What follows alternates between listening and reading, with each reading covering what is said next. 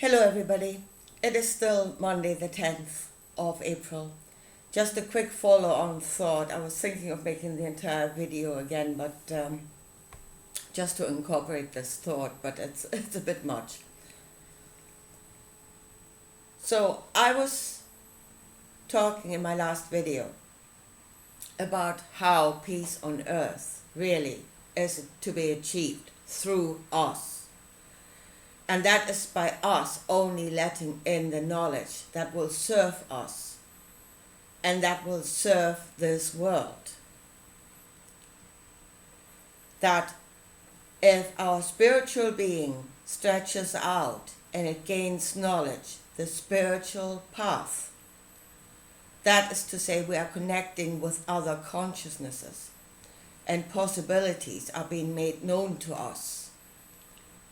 That we only let in the possibilities that will serve us, the knowledge that will serve us. This world is not all, and not all will serve it. Our bodies are not all, they're very specific. And there are some things that are good for it, and there are other things that are poison. So we need to be of sound judgment about what it is we let in. If you think about that, if you think about the various teachings of what this is and how this is, which is knowledge that was gained on a spiritual path, but then you're being told, it's all or nothing. You cannot pick or choose. Yeah, don't go into the Bible and pick and choose whatever you do. This is the will of God and it must be done in its entirety. But picking and choosing is exactly what you must do. If you want to live, you must pick and choose. You must have the knowledge of good and bad. And you must stand up and say, this is not good for me. I am not letting it in.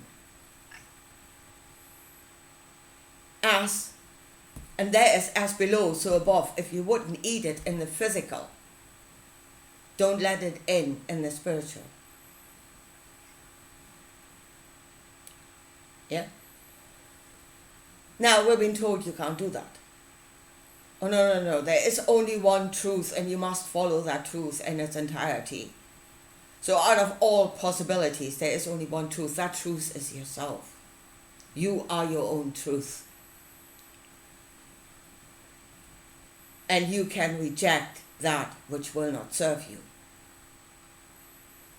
In fact, you must. If you want to live, you must.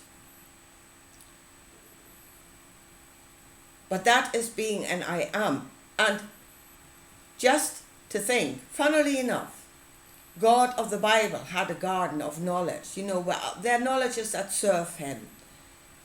And the moment we did no longer serve him, what did he do? He chucked us out. He chose to chuck us out. Because we were creating disharmony in his garden. So God can do that. But we are spiritual beings. No, we have to let everything in because we are but dust. We cannot choose to chuck things out of our garden and pick and choose what it is we want to have in there. That is because they are above. They can pick and choose because they are above, but you are but dust. You're not allowed to do that. Well, to hell with that. You have as much right to pick and choose what is in your garden as any other consciousness. Because that is what the opening of eyes to the knowledge of good and bad for yourself, that is self-knowledge. That is the knowledge of I am. And we have that knowledge. We are evolved to that point where we are consciousness.